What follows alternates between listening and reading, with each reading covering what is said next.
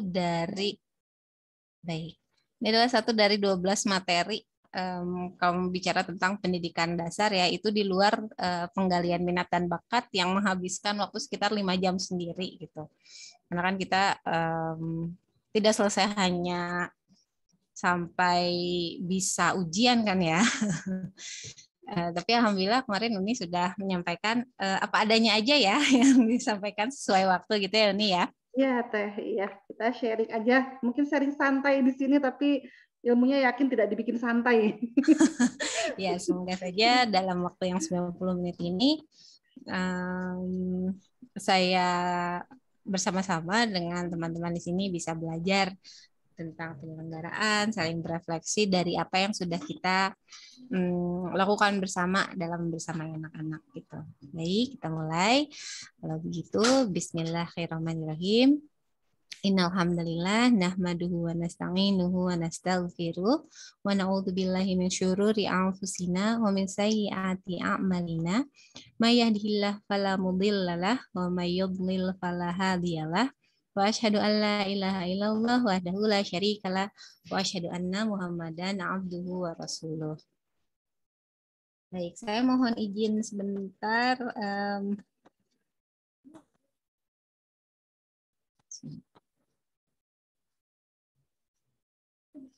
Oke. Saya izin sebentar mau share dulu nih Uni Enggak, ke ke kelas tulistiwa karena ya katanya meskipun apa namanya? Meskipun nanti ada rekamannya ya, apakah disediakan rekaman ini? Disediakan insya Allah kami ini sudah Alhamdulillah, recording, nanti link rekaman YouTube-nya katanya kita pengen share. menyimak dulu deh gitu yang Iya, apa iya betul. gitu ya. Mantap Teh.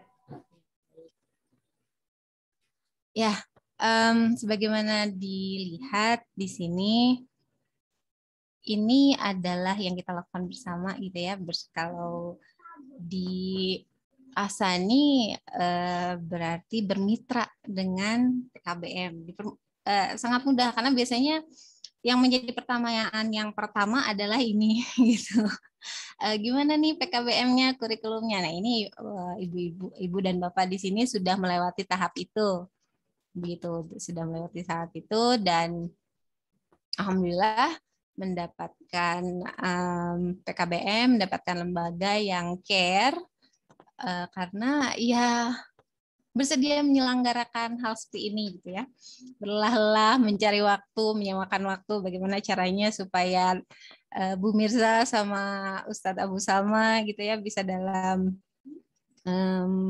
bisa menyampaikan secara berurutan karena yang harus saya tegaskan di sini adalah saya bukan ahli ilmu gitu.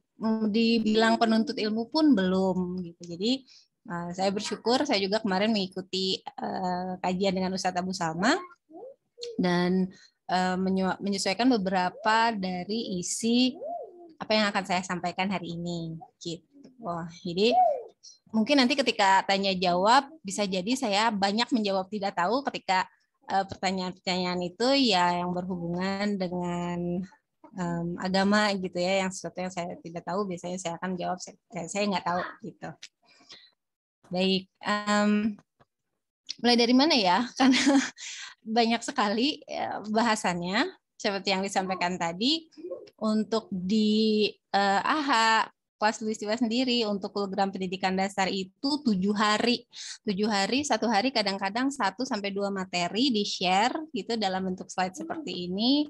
Kemudian hari terakhir itu sekitar 4 sampai 5 jam itu khusus membahas tentang penggalian minat dan bakat gitu. Karena ya ini masa-masa yang istimewa gitu kan sampai 14 tahun. Kalau di psikologi itu kalau nggak salah 14 tahun kan ya bisa dilihat ini bakat dan minatnya kemana gitu. Nah, dan perjalanan ini tidak sederhana gitu. Karena itu ya bisa jadi apa yang kita bahas sekarang itu baru di permukaannya aja gitu. Tapi semoga saja nanti ketika tanya jawab Bapak dan Ibu bisa mendapatkan jawaban-jawaban dari apa yang dicari ya. Nah, homeschooling ya ini adalah salah satu ikhtiar saja gitu. Jadi kita harus semoga Bapak Ibu di sini sudah melihat rekaman hari pertama ya. Kita harus meluruskan niat. Kenapa sih kita homeschooling gitu ya? Jadi jangan sampai kita melarikan diri dari sesuatu keadaan yang tidak menyenangkan gitu. Menjadikan homeschooling itu cuma obat atau malah pelarian gitu. Karena setelah homeschooling pasti akan ada masalah, gitu kan? Hidup adalah serangkaian masalah. Gitu. Dan kalau misalnya kita melarikan diri ketika memilih homeschooling, ya maka akan sayang sekali gitu alasan memilih jalur yang tidak biasa ini, begitu.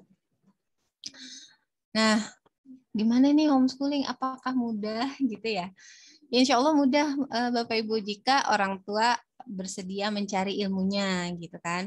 Homeschooling itu juga mudah jika sejalan dengan pola pengasuhan yang ada di rumah gitu. Karena yang dimaksud dengan sejalan dengan pengasuhan ya kita tidak menutup mata kan ya, memang ada pola pengasuhan antara rumah dan sekolah itu berbeda. Di sekolah tegas gitu ya, masuk pesantren tegas, nggak ada handphone gitu ya. Kemudian hafalan jam segini atau enggak hafalan harus disetorkan jam segini. Nanti silahkan mencari waktu untuk menghafal, tapi tetap setorannya jam segini, sekian halaman sekali duduk gitu. Nah kalau misalnya itu enggak sejalan ketika libur anak-anak tidak memiliki kebiasaan yang sama, maka tentunya itu tidak optimal. Nah, bagaimana dengan homeschooling? Kita harus memastikan ini sejalan dengan pengasuhan Islami ya.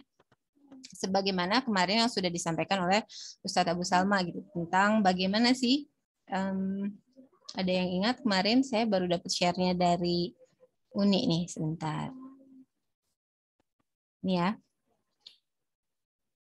Saya share lagi yang kemarin dari Ustadz Abu Salma.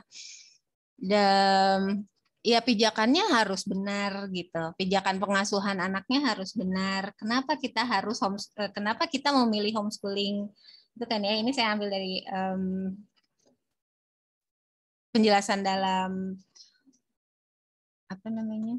penjelasan dalam sesi kemarin dengan Ustadz Abu Salma gitu. Jadi jangan sampai kita memilih homeschooling terus dengan niat, katakanlah kita ada niatnya gitu ya, murah gitu katakan ya. Karena masuk sekolah itu sekian dan sekian harganya. Homeschooling itu lebih murah, bisa. Atau karena pendidikan di Indonesia itu masih begini dan begitu. Saya mau memiliki sistem saya sendiri sebagai sebuah institusi keluarga gitu. Oke, kita bisa memiliki tujuan itu, tapi itu perlu dialihkan dengan tujuan yang lebih baik gitu ya. Tujuan kalau di sini Ustadz Abu Salma menyatakan why gitu ya. Tujuan kenapa kita melaksanakan homeschooling. Gitu. Jadi jangan sampai niat kita itu melenceng lagi, mudah banget kan? Ya. Karena khawatirnya apa? Khawatirnya ketika kita memiliki niat itu saja dan dikabulkan dengan Allah, dikabulkan oleh Allah, ya, wa'iyadzubillah, maka kita akan mendapatkannya, gitu. Kita akan mendapatkan sistem pendidikan dalam keluarga yang sesuai dengan yang kita mau. Tapi udah cuma sampai di situ saja, gitu. Kita tidak melihat bahwa pendidikan itu adalah ibadah. Kita terus mengeluh. Kita terus mencela orang lain sebelum menelisik diri sendiri. Jangan Sen. Maaf ya, lihat aja boleh. Kita bingung dengan beragam ilmu pengasuhan gitu. Lupa bahwa ada contoh yang bisa ditiru. Nah, itu berasal dari apa? Berasal dari tidak berjalannya pengasuhan Islami di rumah. Gitu. Nah, ketika homeschooling itu dimulai dengan niat yang benar, insya Allah ini akan menjadi sebuah perjalanan untuk mencapai ikhtiar gitu ya. Ikhtiar apa? mendidik seorang pembelajar gitu. Pembelajar seumur hidup yang tidak berhenti ketika dia lulus SMA, yang tidak berhenti ketika dia lulus S1 katakanlah, yang tidak berhenti dia ketika dia mendapatkan ijazah paket C dan sebagainya dan sebagainya. Kenapa? Karena kemarin baru saja saya dapat share itu sebuah penelitian dari World Bank. Itu sebenarnya penelitiannya tahun 2019 bahwa di seluruh dunia loh, di seluruh dunia, tapi terutama ya dunia-dunia di dalam tanda kutip ya, meskipun saya nggak setuju dengan terminologi itu, terutama sekolah-sekolah di negara di third world countries itu apa ya, negara bagian ketiga gitu ya, kalau nggak salah. Mohon dikoreksi bahasa Indonesianya ya. Katanya di third world countries itu ya, negara bagian ketiga itu anak yang sekolah itu tidak sama dengan anak yang belajar gitu. Kemarin saya sampai share di Instagram apa namanya, hasil dari riset tersebut gitu. Agak miris. Kenapa? Ya kan sekolah itu nggak sederhana ya. Dari usia 7 tahun loh sampai usia 17 tahun ada di sekolah gitu. Jadi alangkah sayangnya kalau misalnya ikhtiar mendidik itu ya tidak sesuai dengan tujuan kita gitu. Tapi itu adalah sebuah ikhtiar karena semuanya berasal dari rumah. Dan kemudian ketika homeschooling dianggap menyenangkan ketika terdapat sebuah perjalanan belajar yang menyenangkan. Menyenangkan itu apakah harus fun? Enggak, Bu. Atau iya, Bu? Gimana? Boleh diketik di kolom chat. Menurut Bapak dan Ibu, perjalanan yang bisa mengetik di kolom chat nggak ya, Unit? Teman-teman di sini. Bisa, Teh, bisa. Bisa, baik. Semua bisa nulis di chat. Baik. Perjalanan belajar yang menyenangkan itu seperti apa ya? Ada yang bisa memberikan jawaban. Seperti apa sih perjalanan belajar yang menyenangkan? Teman-teman di Instagram Kelas Tuliswa juga silahkan boleh menulis. Oke, ini mah teh malam udah sering ini mah. Nggak boleh jawab. Ya, nggak menyenangkan, nggak sama dengan fun. Baik. Udah lulus kelas 7 kayaknya kalau teh Belajar malam. tanpa stres. Baik, syukran. Coba lagi nih. Bisa. Oke, hatur nuhun yang sudah jawab di Instagram. Oke. Terima kasih Tamala dan Pak Dadan dan Bu Hasna. Belajar sesuatu yang sesuai minat, sejalan kebutuhan, tidak tertekan sesuai minat anak. Baik. Nah, kemarin kita mendapatkan, ya, jazakumullahu khairan. Ada juga jawaban di Instagram tanpa paksaan, gitu ya. Baik.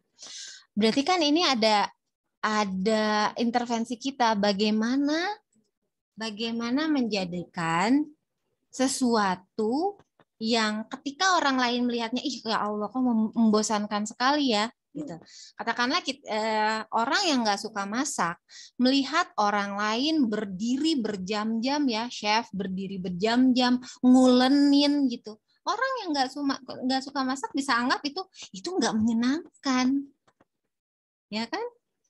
Kemudian orang yang suka masak melihat orang duduk berjam-jam ngutek-ngutek mesin jahit, ya dia akan bertanya-tanya apa menyenangkannya pakai mesin jahit gitu kan. Orang yang apa ya, tidak suka belajar, tidak suka belajar melihat orang lain membaca berjam-jam buku-buku yang bermanfaat, dia akan bingung ngapain, apa menyenangkannya membaca buku-buku itu, gitu. Nah, tugas kita nih, Bapak Ibu, adalah menjadikan perjalanan belajar ini menyenangkan. Tugas kita adalah menjadikan anak-anak menjadi pembelajar sebagaimana seharusnya seorang pembelajar Muslim, gitu.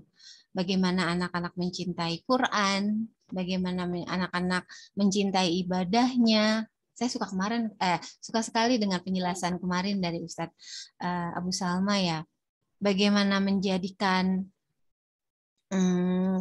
waktu beribadah dengan ibu dan ayah itu waktu yang ditunggu-tunggu, belajar sholat itu waktu yang ditunggu-tunggu. Nah, itu adalah PR kita, gitu. Karena menghafal Quran itu seharusnya menjadi hal yang menyenangkan bagi seorang muslim. PR kita adalah di situ, Bapak Ibu.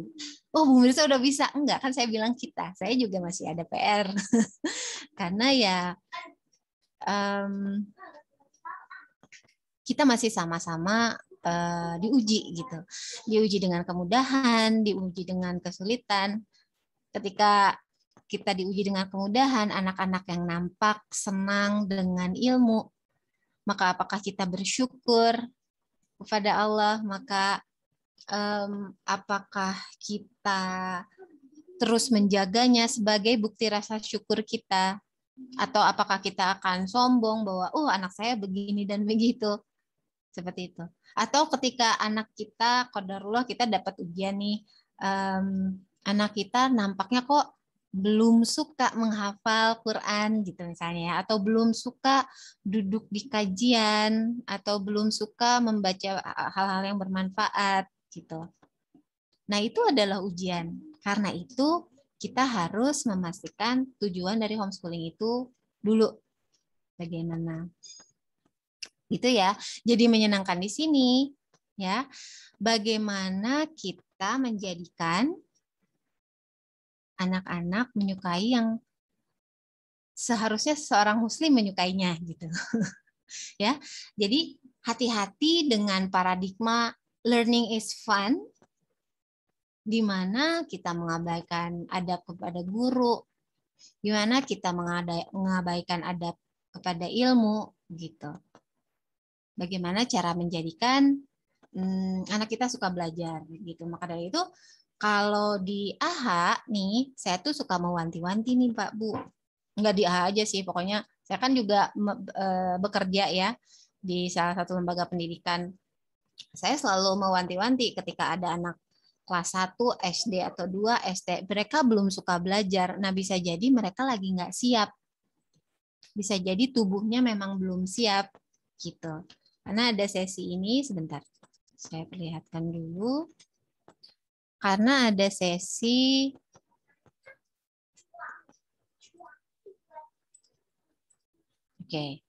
karena ada sesi ini, ibu-ibu di sana melihat perubahan layar tidak ya?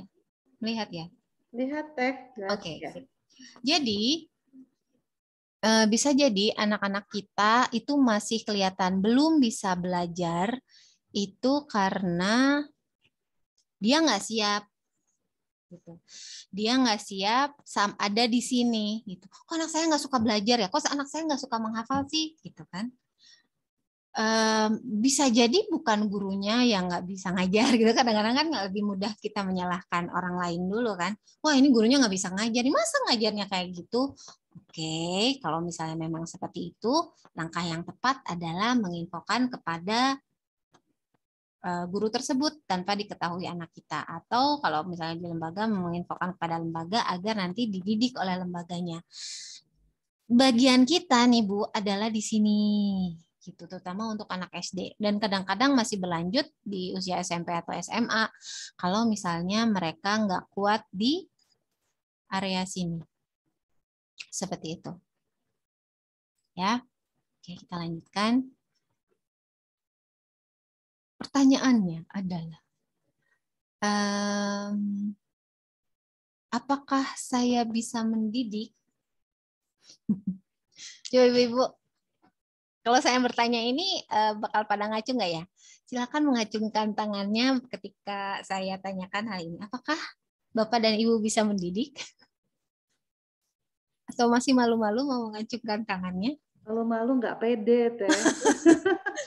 Aduh, pertanyaan ini juga susah loh Bu. Ini saya jawab sendiri juga susah. Saya bantu jawab ya. Pada malu-malu nih. Padahal saya yakin nih Bapak Ibu di sini nih bisa menjadi pendidik gitu. Bisa homeschooling. Ya. Karena dengan sebentar. Nah, biar jelas ya. Karena Bapak dan Ibu hadir jam 7.30, tadi malah telat ya, maaf. Jam 7.30 hadir di sini ya. Mencari cara agar bisa mengkondisikan situasi, agar mendengarkan gitu ya. Ada yang baru pulang dari pekerjaannya, tentunya dari masjid ya, dari masjid, bagaimana caranya bisa ada di webinar ini.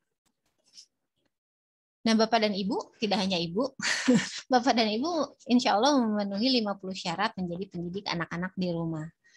Begitu. Ya, dengan hadirnya Bapak Ibu di sini, itu menunjukkan ya barakallahu fikum bahwa Bapak Ibu itu perhatian dengan pendidikan anak. Pengen tahu saya udah sampai mana nih kemampuan saya, apa yang harus saya pelajari. Nah, Bapak Ibu dengan menanyakan kepada diri sendiri, Bapak dan Ibu sudah memiliki perhatian dengan pendidikan anak-anak di rumah. Dan itu apa artinya? Memikirkan masa depan anak-anak kita. Gitu. Juga menunjukkan rasa cinta terhadap anak yang bisa jadi guru-guru di sekolah. Saya kan pernah jadi guru. Guru-guru di sekolah itu ujiannya adalah bagaimana menunjukkan perasaan, bukan cinta ya, perasaan sayang gitu ya, pada anak-anak gitu. Karena ya kadang-kadang kita juga menghadapi masa-masa di mana kita diuji dengan sikap anak-anak yang seru gitu ya. Nah, apalagi guru yang nggak punya hubungan darah dengan anak-anak kita gitu. Ibu dan Bapak di sini memiliki kelebihan untuk menjadi seorang pendidik. Apa itu? Memiliki ikatan darah yang nggak mungkin bisa terhapus. Gitu. Dan itu menunjukkan ya Bapak dan Ibu memiliki rasa cinta terhadap anak. Dan kemudian dengan berada di sini menunjukkan juga keinginan untuk terus belajar. Ya, sebagai orang tua pesekolah rumah, diharapkan kita juga bisa menjadi manajer bagi anak-anak kita. Jadi keseruan di sini. Karena sejatinya tidak ada orang yang bisa memahami anak-anak lebih baik. Tidak ada orang lain, bahkan guru yang paling kompeten sekalipun tidak mengetahui kelebihan dan kekurangan anak dengan sempurna gitu ya. Nggak sampai sempurna sih. Dengan menyeluruh. Tidak ada orang lain yang tahu kesuksesan dan kegagalan anak-anak, naik turunnya kondisi, ya kan? Mengajar cuma sampai jam 4. Apa yang terjadi di jam 6 sore? Nggak ada yang tahu. Ketika anak kita sedih jam 6 sore, nggak ada yang tahu guru-guru di sekolah. Yang tahu siapa? Kita yang tahu. Dan tidak ada yang bisa menyaingi rasa cinta dari orang tua. Gitu. Saya pernah bekerja sama dengan tim terapis untuk sesi AHA usia dini. Itu selalu menyatakan hal yang berulang gitu ya, dari tim curhat ke Visio namanya. Hal yang berulang itu terapis terbaik gitu ya adalah orang tua di rumah. Karena setelah pulang dari tempat terapi, orang tua yang akan meneruskannya gitu. Yang melihat bagaimana binar anaknya, tentunya dengan ilmu ya, yang melihat bagaimana binar mata di anaknya ketika sudah selesai melewati terapi tertentu dan sebagainya. Orang tua disebutkan sebagai terapis terbaik gitu. Psikolog terbaik sebenarnya adalah kita. Karena kitalah yang berada bersama anak-anak 24 jam sih sebenarnya. 24 jam ya. Pokoknya lebih banyak lah daripada kalau misalnya guru-guru di sekolah. Gitu.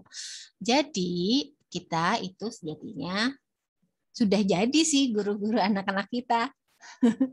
Tadi ada yang nyesel nggak jadi ngacung? Semoga nggak ada ya.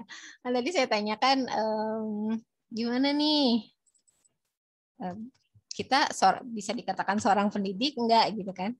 Ya sebenarnya kita sudah menjadi pendidik gitu. Yang mengajari mereka belajar berjalan itu siapa? Yang melatih mereka memilih makanan yang sehat, yang melatih mendidik adab yang baik, itu siapa gitu. Sebelum mereka memasuki usia pendidikan dasar. Ada yang tahu siapa?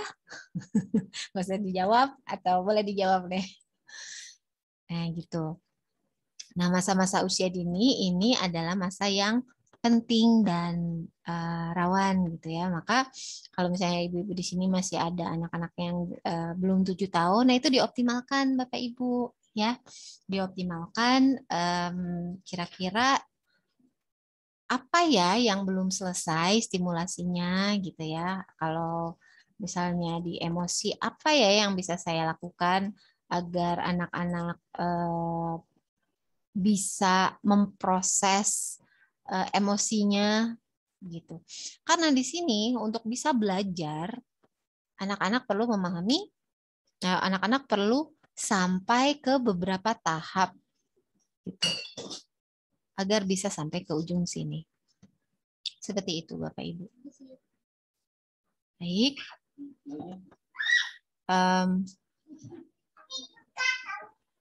Homeschooling. Homeschooling meskipun ada kata schoolingnya, ya, ini saya harap tidak ada lagi yang salah paham, meskipun ada schooling-schoolingnya, gitu ya. Karena aslinya homeschooling itu adalah sebuah gaya hidup, gitu. Jadi ketika ditanyakan kapan belajar, kamu belajar di mana? Di masjid ketika saya sholat berjamaah, ya kan? Di meja makan ketika saya sedang makan bersama keluarga, di dapur ketika saya bantuin Umi, ya kan?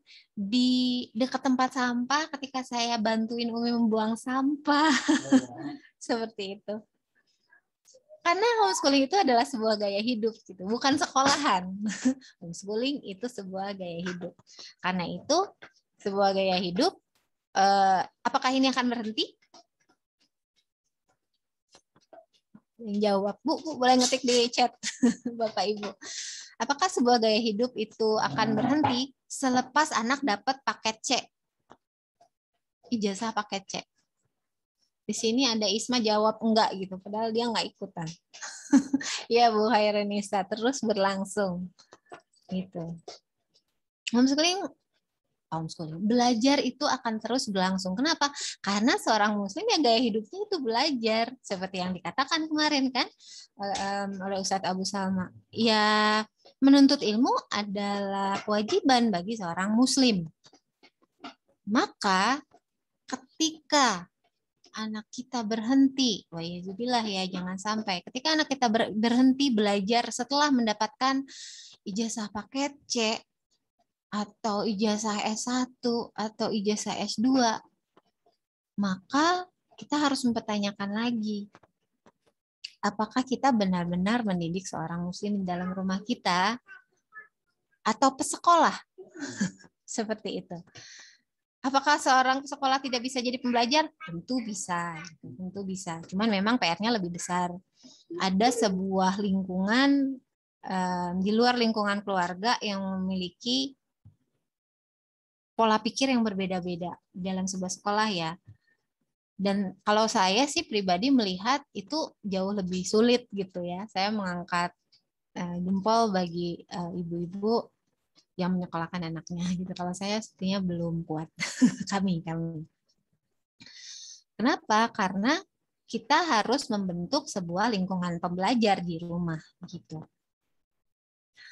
Jadi homeschooling itu cara menjalani kehidupan. Sudah, titik. Bukan sekolah di rumah. Tapi jangan juga diterjemahkan, Bu Mirza. Jadi nggak boleh dong pakai kursi dan meja di rumah. Itu boleh. Itu kan cuma furnitur ya. Tapi belajar itu tidak berhenti ketika dia berdiri gitu ya. Ketika dia beranjak dari bangkunya. Seperti itu. Jadi nggak bisa kita katakan kamu belajarnya jam berapa. Itu mindset yang sulit sih. Saya juga sulit keluar dari mindset itu. Ya maklum lah ya. 12 tahun sekolah, dulu sempat TK juga 2 tahun, kemudian S1, kemudian S2. Ya masih terkungkung sih, masih berusaha mendobrak pemikiran bahwa belajar itu harus di lembaga. Gitu. Dan tidak ada kata terlambat. Terlambat itu kalau misalnya sudah dengar apa yang disampaikan hari ini dan kemarin, tapi tidak dilakukan. Itu namanya terlambat. Baik. Jadi homeschooling itu tadi clear ya, homeschooling bukan sekolah. Oke, bukan sekolah di rumah. Apa itu homeschooling? Proses membimbing anak menjadi pribadi muslim, ya, kesempatan belajar bersama orang tua itu. Kalau misalnya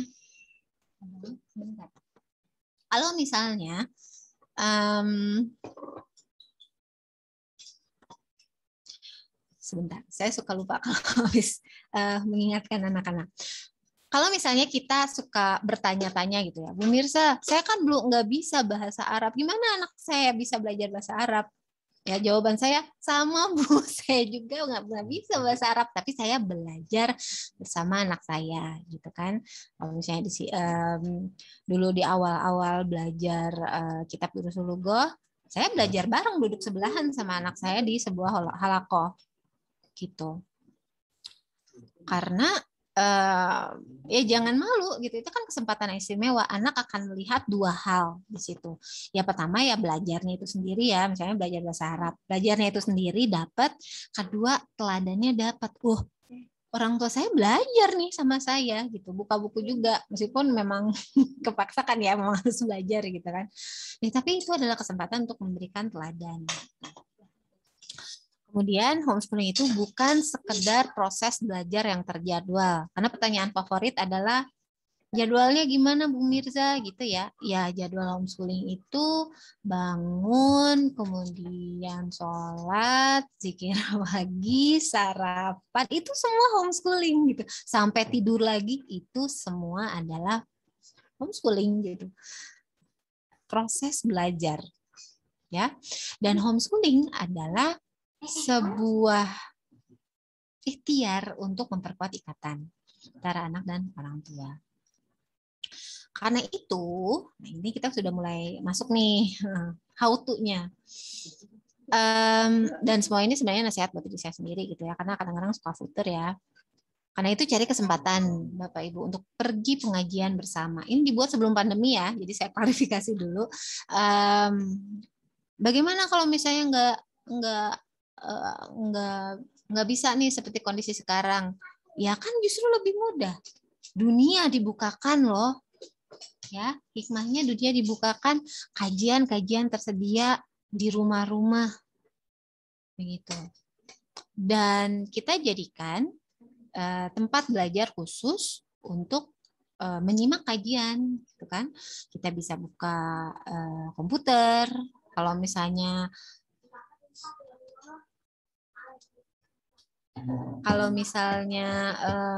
apa namanya, sebentar saya mau share dulu ya Bu.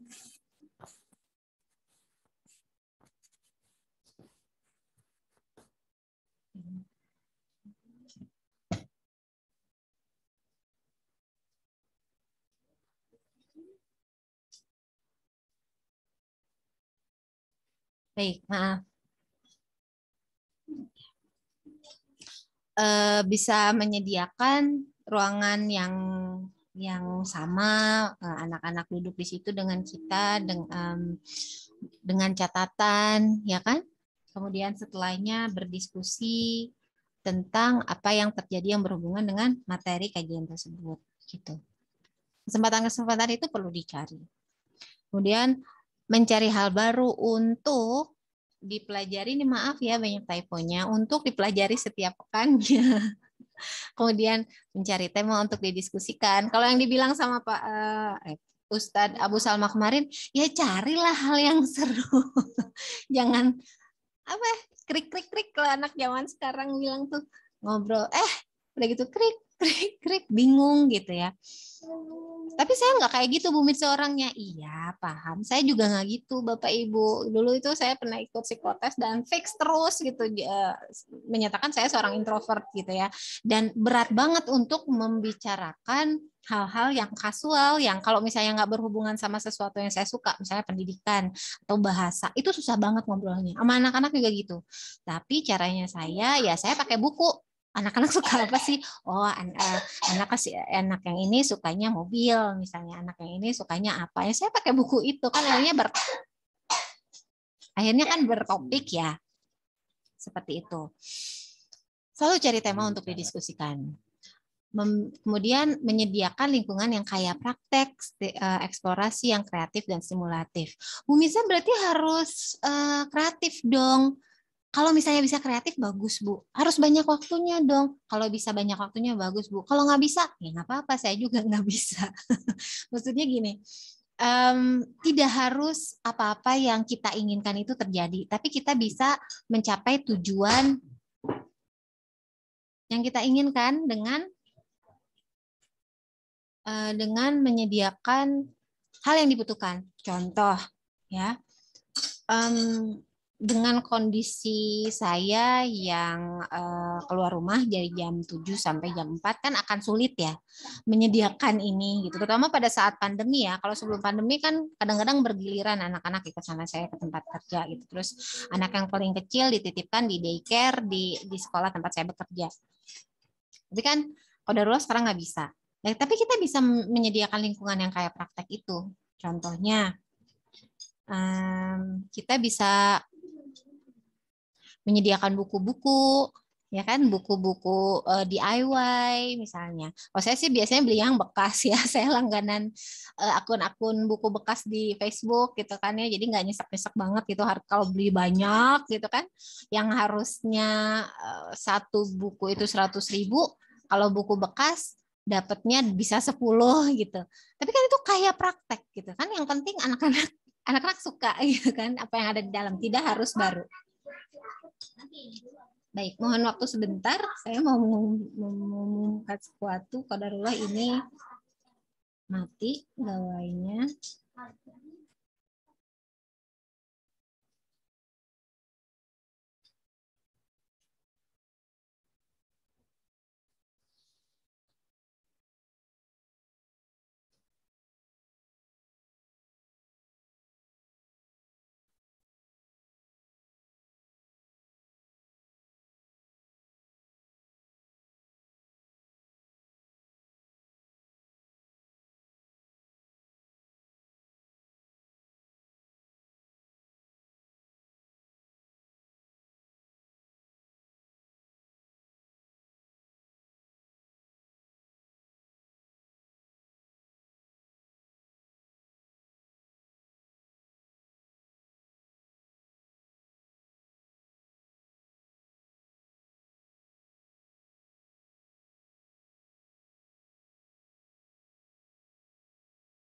Maaf ada iklan sedikit ya Bapak Ibu.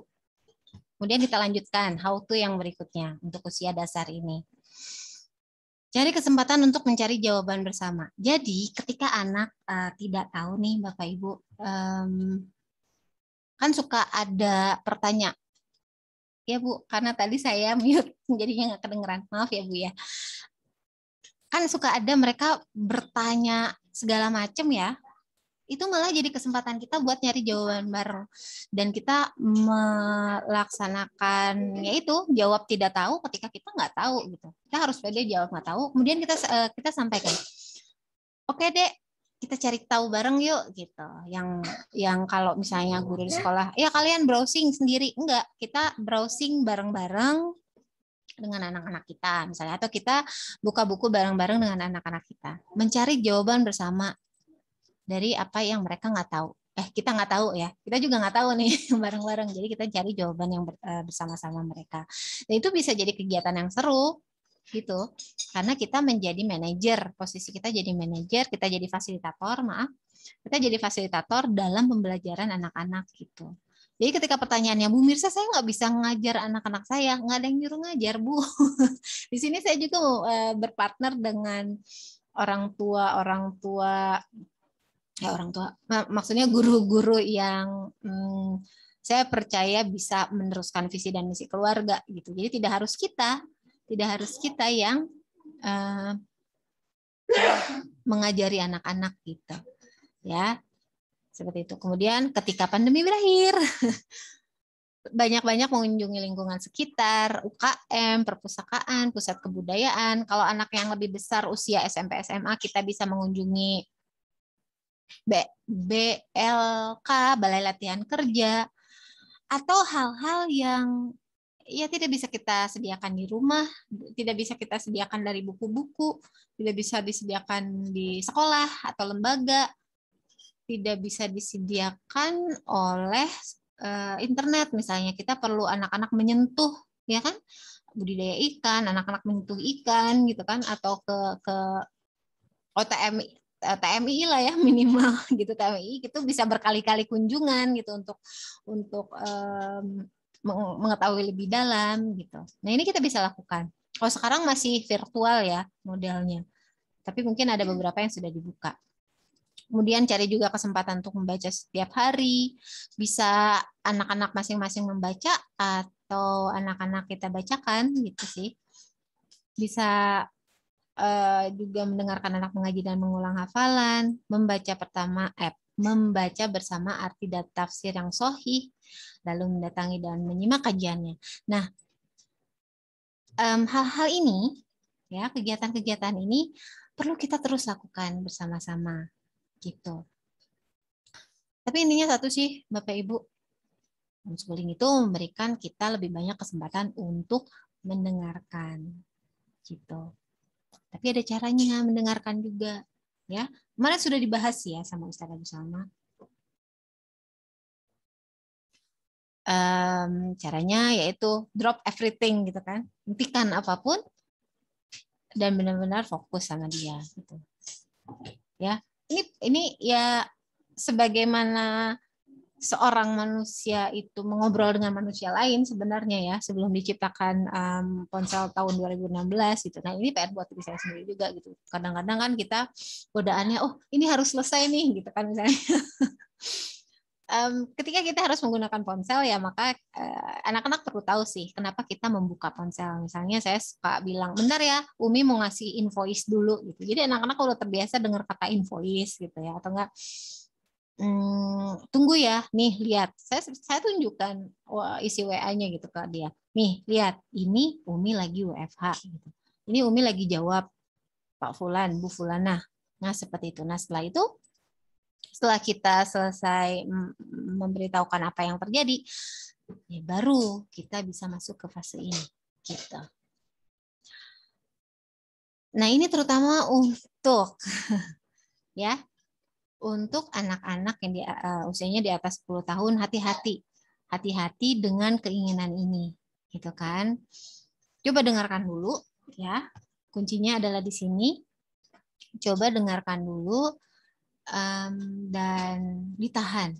Ditahan kecuali udah masuk ke sini ya. Makanya ini harus pertama nih. Akidah memang harus pertama dikenalkan kepada anak. Kenapa? Jadi kita nggak terlalu capek gitu untuk memperbaiki. Kenapa? Karena memang sudah fondasinya sudah dibuat gitu. Seperti itu. Kemudian dengarkan dengan menunjukkan respon kita tertarik gitu ya. Kalau misalnya ngantuk kita sebutkan kita ngantuk gitu. Nah, kita bisa lanjutkan. Besok lagi Umi ngantuk nih. Bisa kadang-kadang saya kalau misalnya pulang kerja kan suka capek banget, saya sampaikan kepada anak-anak. Kenapa? Ya agar mereka tahu sebenarnya ini Umi gitu. Umi yang merasa seperti itu. Umi yang lagi merasa capek nih. Give me time gitu. Nanti baru Umi akan dengerin lagi gitu. Ya meskipun kadang-kadang suka ditanyain ya, Umi kapan dong bacainnya? Oh iya lupa.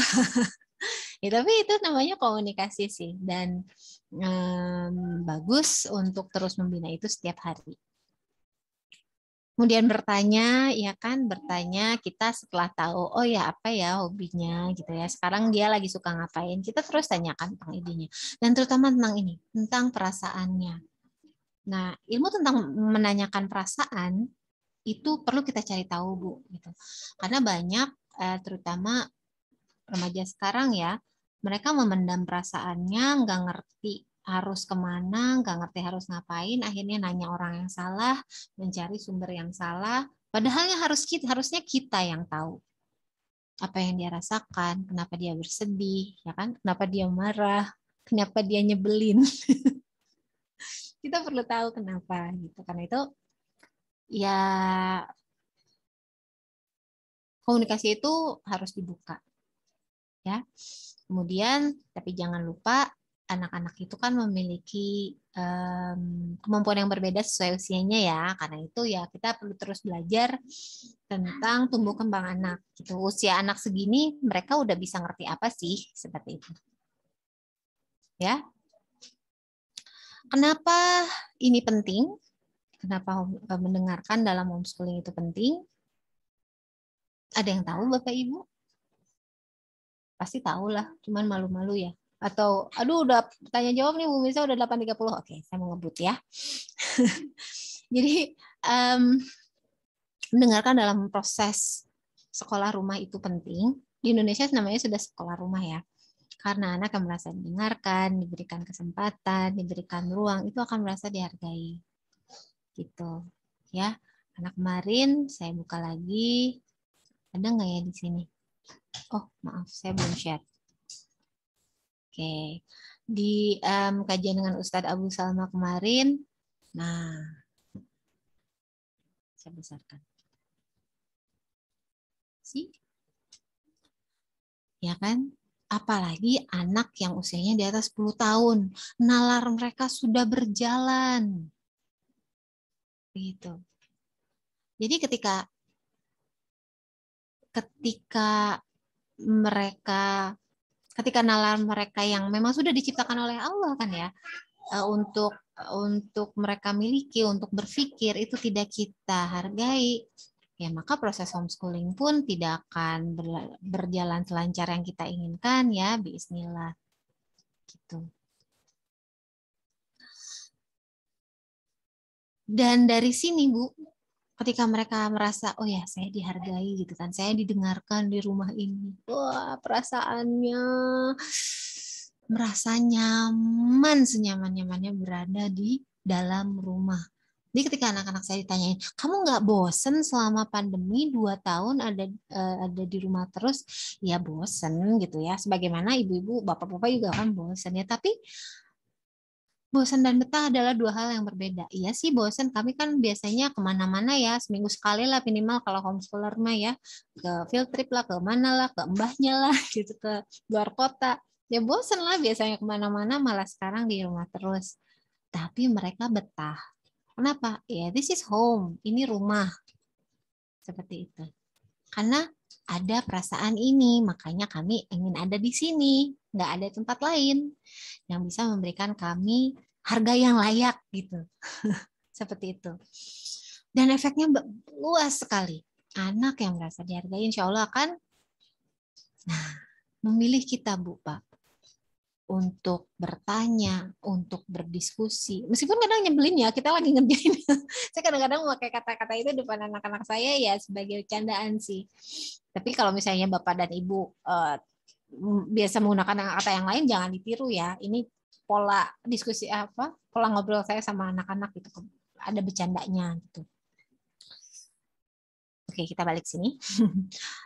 Ketika mereka merasa ingin menyalurkan sesuatu, ingin berbicara, orang yang dipilih yang pertama kali adalah kita. Gitu. Kemudian anak yang merasa dihargai juga insya Allah akan memiliki pemahaman yang lebih baik bismillah. Kenapa? Karena mereka akan mengkonfirmasi kepada kita gitu kan. Umi, masa sih kata fulan begini? Umi, ya Allah. Umi nih saya sekarang aja saya alhamdulillah sih udah disonding dulu ya. Jadi sampai udah berapa lama ya? Udah sejam nih ya. Saya ngobrol di sini nggak ada umi di belakang saya. Oke. Jadi anak-anak yang merasa dihargai gitu ya, memiliki pemahaman yang lebih baik. Kenapa? Karena mereka bisa mengkonfirmasinya kepada kita gitu. Ini yang dimaksud di sini bukan pemahaman dalam hal inteligensi ya gitu. Kalau itu kan memang sesuai dengan kemampuan masing-masing, kondisi masing-masing seperti itu. Ini yang dimaksud pemahaman itu sesuatu hal yang perlu mereka konfirmasi ke kita gitu.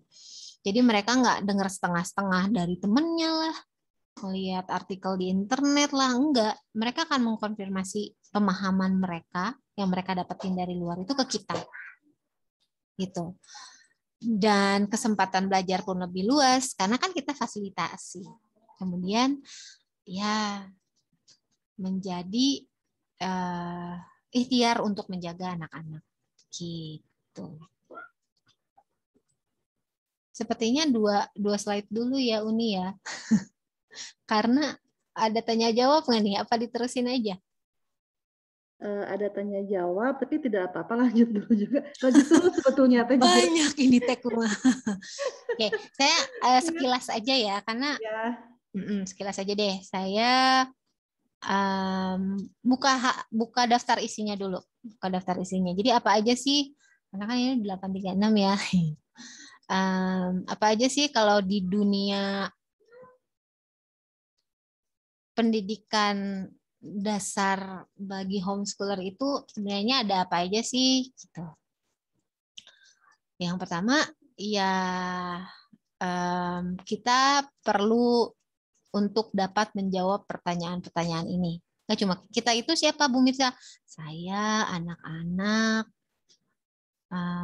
pasangan, kalau perlu ya lingkaran yang lebih besar, mbahnya gitu. Jadi kalau misalnya mbahnya sudah bisa duluan ngejawab gitu ya, ketika kita ditanya, wah kamu sekolahnya di mana? Oh bisa sekolahnya sama ibunya di rumah. Jadi yang jawab sekarang mbahnya anak-anak. Udah bukan saya lagi, udah saya ongkang-ongkang lagi aja kalau misalnya kumpul keluarga besar. Oh ini jadi yang jelasin mbahnya. Gitu. Kenapa? Ya karena ini pertanyaan-pertanyaan ini sudah terjawab gitu. Kita udah slow aja ketika ada orang yang nanya. Ya. Jadi yang tadi ini yang homeschooling semudah mencintai dan gaya hidup itu, ini gaya hidup itu yang tadi ya.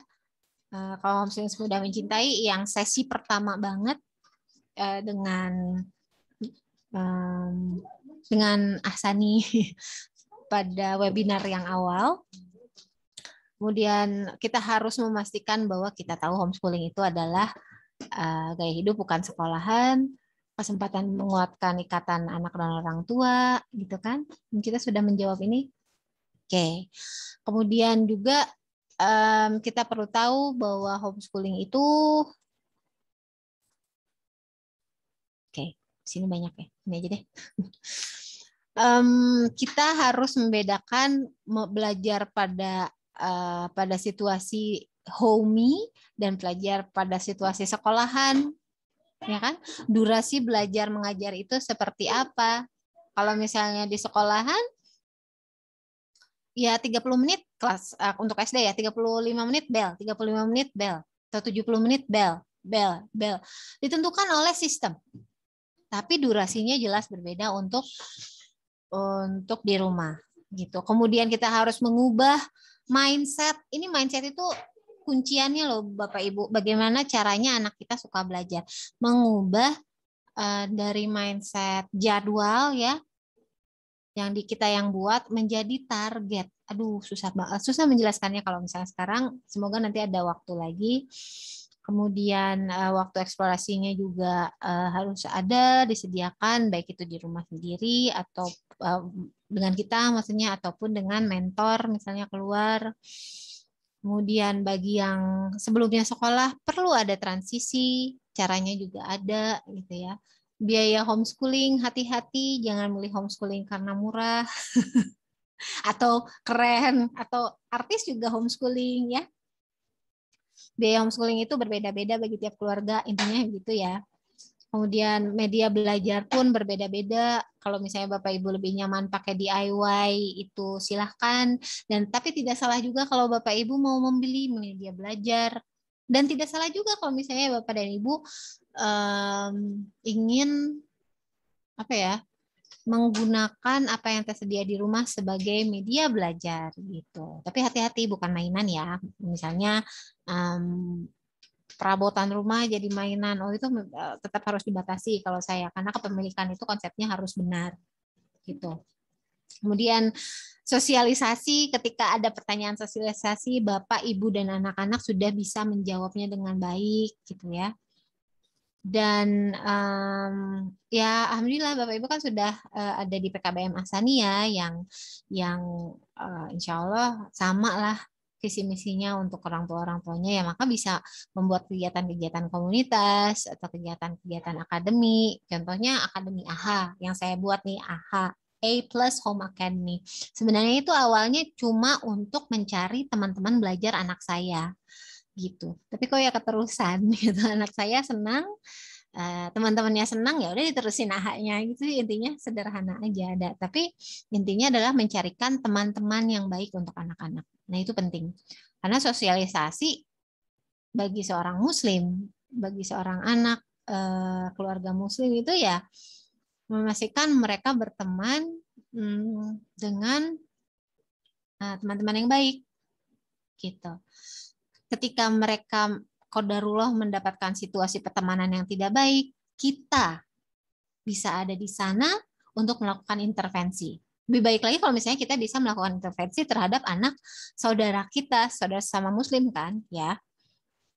Yang qadarullah misalnya lagi diuji dengan sikapnya yang kurang baik gitu ya kepada orang tuanya, kepada anak kita, ya kita bisa intervensi langsung ketika sosialisasi itu gitu. Jadi di sini sosialisasi bukan berarti mengsterilkan lingkungan anak-anak kita, kamu nggak boleh gaul sama dia, enggak.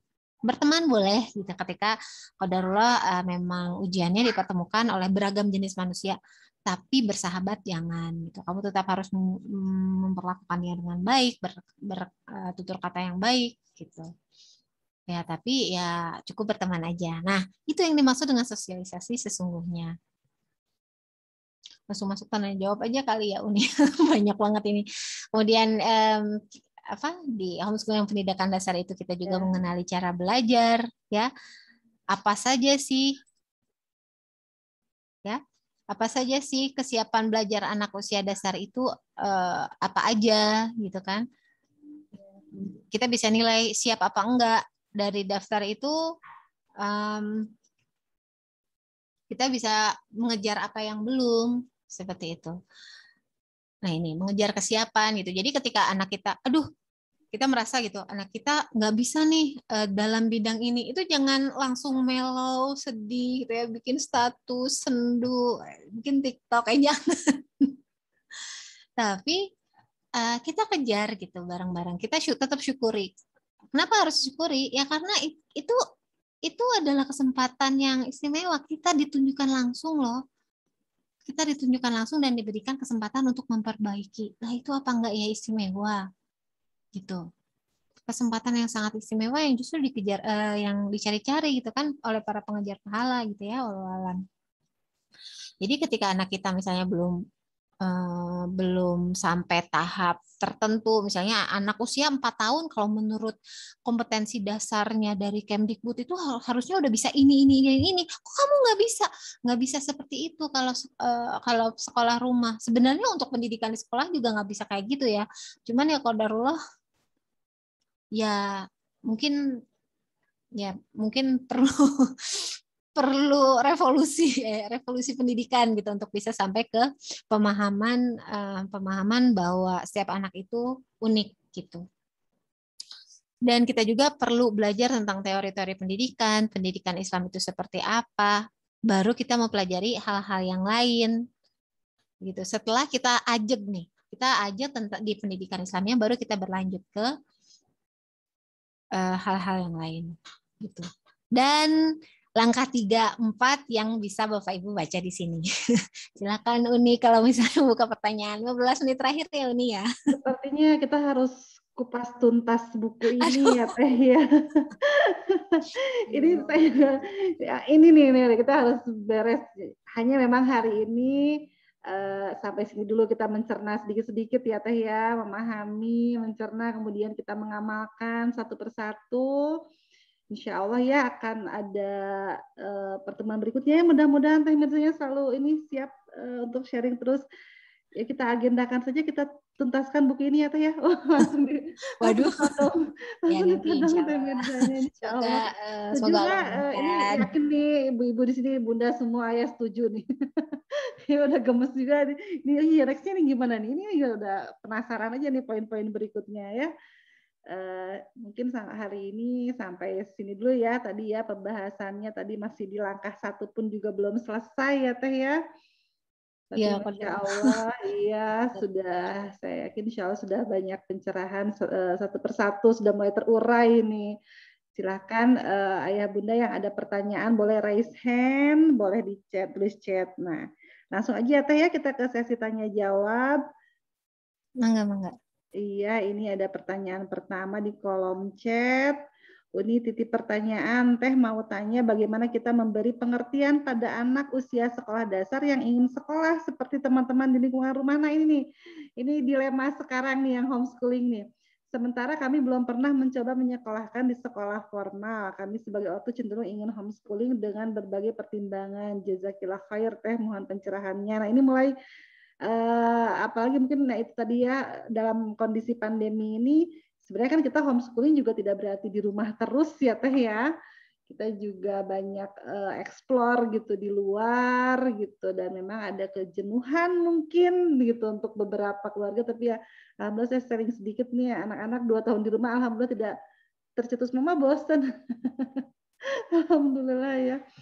Masya Allah. Iya, nah ini mungkin ada juga ngelihat sekarang teman-temannya kemarin mungkin nyaman teman-teman tetangga masih pada di rumah sekarang kok sekolah gitu mungkin. Nah ini bagaimana nih Teh gitu memberi pengertian kepada anak ya, silakan Teh. Iya baik. Kalau misalnya saya simak lagi pertanyaannya tadi seperti teman-temannya gitu kan ya. Iya, nah itu dia. Nah, itu di situ kunciannya sih Bu. Sebenarnya udah jawab sendiri seperti teman-temannya. Nah, ya udah berarti mungkin yang pertama dicari tahu alasannya gitu ya. Misalnya apa sih yang membuat dia ingin sekolah gitu. Tanya aja, kamu emang tahu di sekolah itu ngapain? Coba ditanya ini, kamu tahu nggak sekolah itu ngapain? Gitu. Saya sih jelaskan ya pada anak saya yang sekarang sih ke 6 tahun. Saya bebaskan tuh, karena dia laki-laki kan. Saya bebaskan informasi tentang sekolah gitu kan, harus fair juga. Saya infokan ya kalau di sekolah itu saya ajarkan di sekolah itu seperti ini. Kamu masuk 7 tahun. 7 tahun. Ya, betul. Kamu masuk 7 tahun. Jam 7 sampai jam 7.35 kamu harus belajar ini. 7.35 sampai jam segini kamu belajar ini, belajar ini, belajar ini. Jam sekian itu istirahat. Kemudian dia bertanya-tanya kan. Saya jelasin jadwalnya dari awal sampai akhir gitu ya. Dan itu kayak gitu terus, Nak. Saya bilang gitu. Kemudian dia bertanya, lah nggak sempet dong buat baca. Nah, ujiannya saya di situ. Oke, ya bisa sih baca. Biasanya sih jam 4 sore ketika kamu udah pulang itu bisa baca gitu ya kalau kamu nggak capek. Tapi pastikan bacanya ya seperti perjanjian kita lah, harus beres-beres dulu baru baca gitu. Dari situ kan anak-anak akan mengolah gitu kan, bahwa sekolah bisa jadi tidak memiliki apa yang saya butuhkan gitu. Tapi saya juga mengobrol sama anak saya yang sekarang mau SMA nih. Sekarang masih homeschooling kan untuk SMP. Saya ngobrol sih sama anak saya yang mau SMA, menginformasikan apa yang akan dia hadapi ketika dia masuk Mahat misalnya. Ada pilihan, misalnya ada Mahat yang setahun yang hanya fokus dunia, ada yang Mahat yang 3 tahun sekian-sekian, di sana belajar apa aja. Ya kita harus informasikan itu sejelas-jelasnya. Kemudian kalau misalnya anak-anak sudah tahu, maka kita arahkan gitu bahwa belajar itu sebenarnya memang idealnya ya harus mendalami apa yang kita nggak ngerti gitu. Coba kalau misalnya kamu belajar pelajaran yang kamu suka apa misalnya. Ya, anak saya ada yang jawab, saya lagi suka pelajaran IPA karena bisa bikin senyum untuk anak saya yang kedua, karena bisa eksperimen gitu kan. Saya punya kit IPA 1 set gitu yang sampai kelas 6, saya bisa eksperimen. Nah kalau di sekolah nggak bisa, saatnya itu ya harus itu. Saatnya bel kamu harus taruh apa yang kamu lagi kerjain, terus pindah ke pekerjaan yang lain gitu. Hah? Kayak Leonardo da Vinci dong, padahal dibilang kayak gitu. Nah kayak gitu Bu. Jadi intinya dari penjelasan saya yang panjang dan kemana-mana itu, intinya dijelaskan kepada anak apa yang akan mereka hadapi kalau di sekolah. Itu satu. Kedua, apa sih sebenarnya yang mereka tahu tentang sekolah gitu. Apakah karena ngelihat teman-temannya cus pengen berteman? Karena di sekolah kamu nggak boleh ngobrol kalau ibu gurunya jelasin. Kalau ibu gurunya jelasin selama 2 jam, ya kamu harus diem sama 2 jam. Kayak gitu. Ya, dan kita kan juga bukakan gitu bahwa guru juga memiliki keterbatasan untuk melayani pertanyaan kamu. Misalnya dia suka nanya. Setelah kita sampaikan, ya semoga itu menjadi pijakan yang bisa dimiliki anak ya. Gitu. Jadi jangan disembunyikan. Oh, jangan kamu homeschooling aja, kalau sekolah mah nggak itu. Terus tapi anak-anak nggak tahu gitu apa yang terjadi di sekolah. Ya jangan gitu. Jangan seperti itu. Tetap harus diinformasikan sebagaimana ya amanah ilmu ya. Tetap harus menyampaikan apa adanya, apa yang ada di situ gitu. Ketika sekolah itu ada kebaikan juga tetap harus kita sampaikan. Karena kan siapa tahu nanti anak-anak kita yang nantinya akan mendirikan sekolah kan, walau alam dengan perbaikan-perbaikannya di masa depan gitu. Ada misi-misi istimewa karena ya mendirikan sekolah juga tidak mudah gitu sih ya Bu ya. Semoga Allah mudahkan Ibu. Enggak. Iya, syukran Teteh. Intinya menanamkan mindset sekolah apa belajar nih gitu ya. Iya betul. Sebetulnya kan mereka hanya ingin main sekolah apa belajar nih ya. Balik lagi ya tadi ya. Iya. Meluruskan definisi belajarnya tadi ya itu ya yang jadi PR di awal ya Teh ya, baik proses homeschooling meskipun sebenarnya yang sekolah juga harus paham itu sekolah tuh mau belajar bukan untuk bermain ya Teh ya. Sekolah ngapain gitu. Kalau keinginan kamu hanya karena ingin bermain dengan teman-teman, tunggu teman-teman pulang sekolah nanti kamu bisa bermain. Nah, apakah solusinya kan itu gitu ya. Iya gitu kan. Kalau homeschoolingnya cuma 2 jam terus udah selesai gitu. Iya, pelajarannya sekolah udah kondisi kayak gini kan mereka sama sekali nggak bisa ngobrol sama teman-teman di kelas juga sebetulnya. Iya betul. Memang harus harus dibukakan gitu. Iya gitu. Diberikan pemahaman ya Teh ya. Insya Allah mudah-mudahan Allah mudahkan ya Teh ya. Insya Allah. Kemudian pertanyaan berikutnya ini dari bundanya Hirsam nih. Kadang muncul perasaan khawatir sebagai orang tua HS. Nah ini perasaan khawatir nih Teh. Sebagai orang tua HS, ilmu yang diajarkan ke anak masih kurang untuk seusianya. Bagaimana ya mengatasi itu atau benchmark apa yang bisa dipakai? Nuhun. Khawatir nih kan kalau di sekolah tuh anak kayaknya di usia di kelas 6 tuh udah bisa ini atau kan di kelas 7 tuh sudah bisa belajar ini. Nanti di homeschooling ketinggalan nggak ya? Sebenarnya sih mungkin lebih ke faktor akademis mungkin ya Teh ya. Nggak tahu Bu. Kebanyakan kan pasti kegalauan orang tua di sini gitu. Khawatir nanti nyampe nggak sih sama nggak sih sama anak sekolah gitu. Kurang nggak sih nanti ilmu yang kita ajarkan ke anak-anak, nah itu kekhawatiran itu Teh. Iya, kekhawatiran itu wajar sih. Anak orang tua yang menyekolahkan juga khawatir. Itulah sebabnya banyak bermunculan bimbel-bimbel. Iya, jadi wajar sih kalau perasaan khawatir itu. Ya, yang perasaan khawatir itu tetap disyukuri gitu ya. Alhamdulillah masih khawatir. Kalau misalnya nggak khawatir malah harus waspada nih. Oh saya nggak khawatir ya. Dikelerer itu, apalagi dikelerer, dibiarin aja gitu anaknya nggak diapain, nggak usah khawatir. Ya bagus malah kekhawatiran itu sesuatu hal yang baik gitu karena kita kan jadi waspada ya apakah kita sudah sesuai. Nah dari situ kita bisa melihat nih mengetahui dari tumbuh kembang anak ya, dari tumbuh kembang anak anak kita sudah sampai mana gitu. Kalau misalnya usia dini ya. Kalau usia pendidikan dasar, ini saya susah share-nya ya.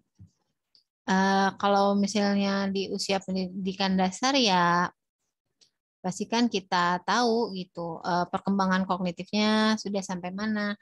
Ini perkembangan kognitif ketika mereka udah selesai tumbuh kembangnya sampai 7 tahun ya.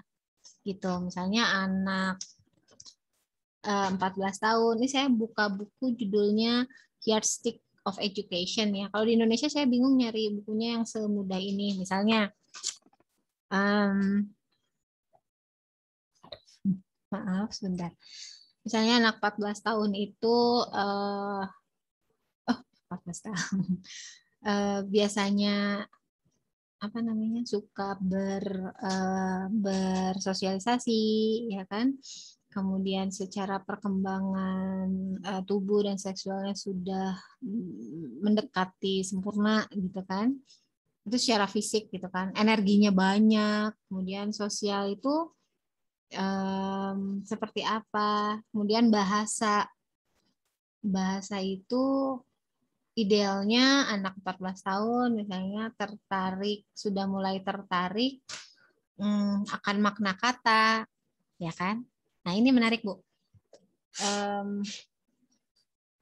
Idealnya anak 14 tahun kan sudah mengenal makna kata. Nah, ini anak-anak sebuah penelitian tentang anak-anak sekolah di masa pandemi ini, mereka tidak terpapar dengan bacaan kan, dan mereka memiliki jumlah suku kata yang tidak seharusnya gitu. Misalnya katakanlah harusnya mereka menguasai 20.000 sekian suku kata, tapi ini cuma 10.000 atau 5.000.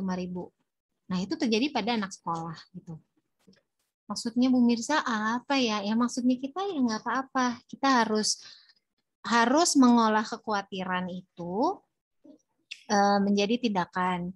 Nah, Ibu bisa cari tahu dari, misalnya Ibu kan kurikulumnya ikut ke PKBM gitu kan ya. Nah, Ibu lihat tuh di modul ya, Uni ya. Kalau di sini pakainya modul apa di silabus, Uni? Ya, modul, ada modul. Kasih modul. Nah, dikasih modulnya aja. Kemudian disesuaikan gitu. Apa sih yang anak saya belum tahu gitu. Jadi langsung diolah gitu. Jadi jangan khawatir terus aduh anak saya nggak bisa gini, ya udah diolah aja. Diolah kurangnya apa gitu. Kemudian kita olah ke situ gitu. Nah, kalau di sini kan ada pencapaian ya, pencapaian tuh anak itu usia sekian mereka udah bisa apa misalnya. Seru nih di rumah. Nah, seperti itu, Bu. Jadi langsung diolah seperti apa. Nah, ini yang saya taruh di sini yaitu diramu dari pendidikan Dinia, dari beberapa sumber. Kemudian kalau yang pendidikan rumahnya ya disesuaikan. Kalau misalnya PKBM, ya ikut sama silabus PKBM-nya. Kalau misalnya ikut kurikulum 2013-nya sekolah, berarti ikut yang kompetensi yang di sekolahnya, gitu. Langsung diolah. Gitu. Ya, kalau udah ada modul enak lah. Enak banget itu udah ada modul. Gitu. Kita tinggal ikuti aja. Dan yang saya lihat ya memang perlu kita olah lagi ya soal bahasa di modulnya. Saya baca juga, aduh seru banget ini. Bahasanya buat anaknya harus kita bahasakan lagi. Nah, itu menjadi kesempatan untuk kita membersamai anak-anak gitu. Begitu nih. Ya. Ya, Masya Allah ya. Dan ini pun juga sebetulnya pandemi ini jadi membuka mata dan ini terkuak fakta sebetulnya ya di lingkungan pendidikan baik di kedinasan sampai kementerian, mereka cukup tercengang dengan pendidikan non formal bahwa gejolak kejenuhan, teriak-teriakan orang tua ini begitu kenceng di dunia formal, sementara non formal adem ayem. Iya, Kodar. Iya, Masya Allah kan ya. Sebetulnya ya, satu kekhawatiran kita yang sebetulnya terjawab dengan pandemi ini, bahwa ternyata anak-anak yang sekian jam di sekolah ketika dialihkan belajarnya ke rumah itu bubar jalan. Insya Allah ya. Iya, itu sebetulnya fakta ya, pandemi ini membuka mata banyak orang gitu, dan memang jadinya memang banyak yang beralih ke homeschooling, tapi tetap ya harus belajar lagi, terus banyak yang harus dipelajari. Nah, terus sementara di yang non formal yang sudah biasa homeschooling tidak terlalu banyak gejolak, hanya memang masalah kejenuhan anak itu biasa, tapi insya Allah saya yakin orang tua homeschooling sudah memiliki jiwa kreatif ya, bisa mengatasi itulah insya Allah.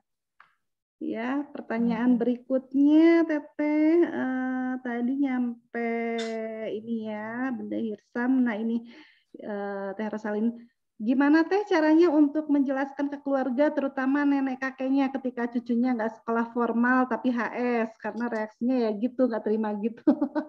Banyak warga HS mengalami ini ya Teh ya. Silakan Teteh sharing. Menjelaskan ya? Ya, ke nenek kakek. Kalau saya bilang nggak usah menjelaskan. Ini mungkin bisa mencari referensi lain ya, tapi karena yang ditanya saya ya udah saya jelasin. Saya berhenti menjadi ambasador homeschooling gitu. Ya ketika ditanya dijawab udah gitu aja. Ketika misalnya sesuai pertanyaan aja gitu, sesuai pertanyaan, tapi di waktu yang bersamaan kita bekali anak-anak untuk bisa menjelaskan gitu, karena kalau di kita ya khawatirnya apa ya, yang nggak kelihatan kan, karena hasilnya dari homeschooling itu kan anak-anak ya, gitu. Jadi kalau ditanya pendapat saya, maka jawaban saya adalah kita harus berhenti jadi ambasador homeschooling, karena tidak ada yang memberikan daulat kepada kita untuk menjadi ambasador. Kemudian kedua ya tetap mendoakan itu orang tua kita dibukakan hatinya. Kemudian yang ketiga, tetaplah kalau bisa lebih 80 kali lipat memperbaiki hubungan gitu ya. Memperbaiki hubungan, kemudian mendidik sekuat mungkin anak-anak kita untuk memiliki adab yang baik kepada kakek neneknya gitu. Karena kan kelihatan kok. Saya dulu itu kalau nggak salah baru 2 tahun baru menerima. Iya, sama ya, iya, baru 2 tahun dan kenapa? 2 tahun juga sama. Ya 2 tahun gitu. Jadi ya itu wajar sih. Jadi kan itu sebenarnya kekhawatiran ya. Ya bagus berarti kan. Berarti kakek neneknya sayang sebenarnya gitu. Yang perlu kita tanamkan di benak itu adalah kita bukan ambasador. Homeschooling ambassador gitu ya, enggak, kita adalah seorang anak dan anak-anak kita adalah cucu-cucu mereka yang mereka sayangi gitu aja sih. Jadi ya seperti biasa aja, kalau ditanya ya jawab gitu. Begitu Uni. Dan tidak perlu menjelaskan panjang lebar kepada memang kecuali kalau ditanya masih ya jauh gitu ya. Kalau sekarang yang suka menjelaskan akhirnya anak-anak saya. Saya cuma senyum-senyum gitu. Merekanya senang gitu, happy gitu kalau ditanya, aku homeschooling, aku belajarnya di rumah. Iya. Jadi pertanyaan nanti. Jadi betul-betul. Ya, anak saya aja yang kemarin 6 tahun, saya tinggal ke atas, taunya dia diinterogasi gitu. Kamu kelas berapa? Oh, kalau homeschooling nggak ada kelasnya, Bu. Kasihan di rumah aja nanti nggak punya temen. Temen aku banyak. Iya gitu, Masya Allah. Ya gitu ya. Semoga Allah mudahkan ya Teh ya semuanya. Insya Allah niat kuat kita, niat baik kita, mudah-mudahan Allah berikan jalan yang mudah ya Teh ya, Insya Allah. Teh Lia nih, cara memulai rutinitas, sebentar ada yang kelewat nggak? Enggak. Cara memulai rutinitas homeschooling agar anak dan orang tua bisa cocok, bagaimana ya Teh, terutama untuk anak usia dini. Anak dan orang tua nih, bisa cocok. Bentar, saya bingung. Orang tuanya nenek kakek maksudnya apa orang tua orang tua? Orang tuanya. Jadi anak dan ayah ibunya ini bisa cocok ya Teh. Nah ini rutinitas homeschooling. Mungkin masih ada ketidakcocokan gimana nih? Gitu ya. Mungkin bukan kakek nenek ya, tapi orang tua ya? Kan iya, mungkin orang tuanya ingin menerapkan apa, mungkin anak kemana, mungkin ya Teh ya, yang saya tangkap. Kalau anak usia dini ya banyaknya main sih ya. Banyaknya main kalau anak usia dini itu. Ya ketika bermain itu mungkin bisa dicari. Bentar. Kalau di dunia pendidikan namanya STTPA ya. Iya. Bentar, ini.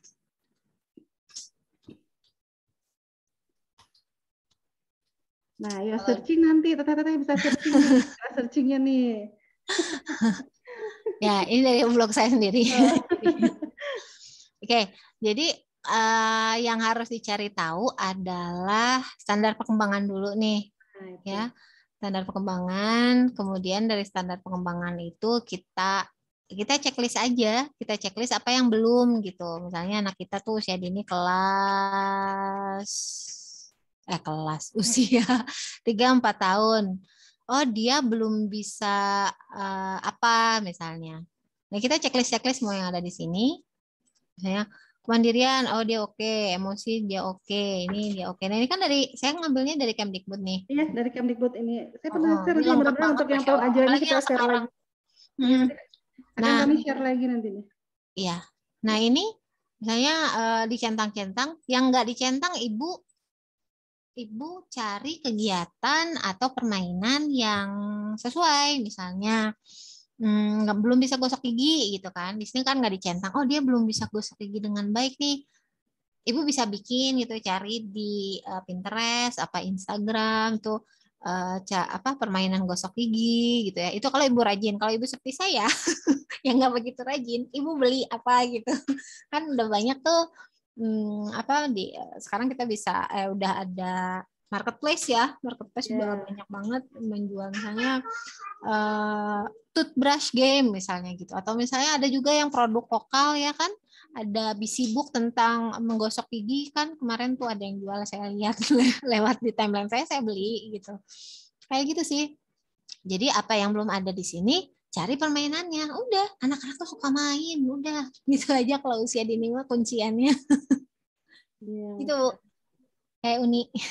Ya, dan memang ini sharing ya teteh-teteh, kalau Bunda di sini mau melek ini list ini dan mengikuti ini, insya Allah itu lewat DTK-TK mahal pun juga ini, masya Allah.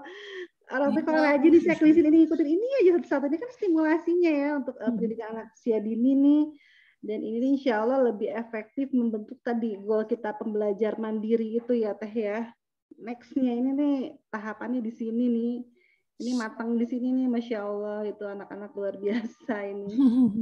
Iya, diikuti aja. Nanti saya share lagi. Pernah saya share, nanti saya share lagi ya. Mungkin untuk yang baru, saya share lagi ini checklistnya, ini bisa diikuti. Pertanyaan berikutnya Teh dari Teh Mira ini. Teh, bagaimana pengkondisian antara penanaman adab dan menanamkan kecintaan? Terkadang anak-anak merasa kok banyak aturan dalam penanaman adab. Nah, ini Teh. Seru nih, seru. Karena itu kecintaannya harus kita arahkan, Bu. Nah, itu. Gitu, kecintaannya harus kita arahkan gitu kan. Ya karena itu kita perlu, kalau bisa hafal lebih bagus ya. Kalau saya sih belum, sedang, semoga bisa. Kalau bisa hafal maka bagus, tapi kalau misalnya tidak, setidaknya kita tahu bahwa ada dalil-dalil bahwa ketika itu yang disebut dengan adab, maka ada dalilnya gitu. Dan jika bisa ibu hafalkan, maka lebih baik. Kalau misalnya tidak, ya dipahamkan bahwa kita melakukan ini karena tujuan ini gitu. Misalnya, apa kamu nggak pengen nanti kita ketemu di dapat minum di telaganya Rasulullah, cuma beberapa aja loh yang dapat misalnya. Atau misalnya apa kamu nggak pengen jadi orang yang dicintai Rasulullah misalnya, cintai Allah, orang yang lembut itu dicintai Allah loh. Nah, seperti itu gitu ya. Dan ilmu ini yang perlu disampaikan sih pada anak-anak gitu ya, mengarahkan kenapa, si why-nya. Jadi mana ya, saya mau share lagi yang Ustadz Abu Salma. Oke. Yang harus kita tekankan adalah why gitu. Karena kalau misalnya ini nggak dapat, akan ada pertanyaan-pertanyaan itu gitu. Kok Allah gini, bahkan sampai seperti itu gitu ya. Tetap harus dijawab kalau misalnya anaknya baru sampai di tahap nalar yang belum sampai ke sana gitu. Karena itu kita harus mulai dengan pijakan yang benar gitu. Ya sama sih seperti guru di sekolah, kalau misalnya di awal nggak memberikan pijakan yang baik tentang peraturan di dalam kelas, padahal mau ada game itu nggak akan berjalan. Harus ada aturan supaya game itu menyenangkan buat semua orang. Kalau misalnya orang-orang mau semaunya sendiri, anak-anak maunya sendiri gitu, ya game itu nggak akan menyenangkan, dibelin malah. Gitu. Itu fungsi aturan sih sebenarnya. Nah, si why ini yang harus kita tekankan pertama kali pada anak-anak gitu. Mengapa kita harus mengamalkan adab-adab ini? Nah, itu dulu ya. Betul. Sampai itu masuk ke hatinya mereka, insya Allah cukup disampaikan dalilnya saja, mereka sudah mengikuti. Aduh, masya Allah ya. Mudah-mudahan anak-anak kita menjadi yang mudah mengikuti syariat. Insya Allah, amin. Sudah jam berapa ini? Iya. 9:10 ini. Padahal anak-anak mau pada tidur. Iya. Atur nuhun pisan teteh, hapunten sudah melebihi waktunya. Saya langsung tembak langsung deh, tidak berhenti di sini ya teh ya. Saya pingin itu bukunya kita kaji tuntas itu. Semoga Allah mudahkan ya Uni ya. Amin ya Allah, mudah-mudahan ya semuanya sehat, semuanya dimudahkan urusannya. Gitu, teteh-teteh semuanya mohon maaf pertanyaan tidak bisa dibacakan semua, tapi insya Allah ya mudah-mudahan Allah izinkan sesi webinar dengan Teh Mirza tidak selesai hari ini, insya Allah ya mudah-mudahan akan terus berlanjut. Untuk hari ini cukup sampai sini dulu. Pasti masih merasa kurang karena harus seperti itu ya. Itulah ilmu gitu, semakin dipelajari kita semakin haus gitu ya. Mudah-mudahan dari yang sampai saat hari ini dipelajari, kita coba dilihat lagi videonya, dipelajari satu-satu catatan-catatan, checklist kita ini kita amalkan satu persatu, meminta pertolongan kepada Allah untuk dimudahkan semua urusan kita, terutama dalam proyek besar kita dalam pendidikan anak-anak. Nah ini teteh nanti bisa dapat e-booknya nggak? Saya sebenarnya pernah ikut ini karena udah punya bukunya.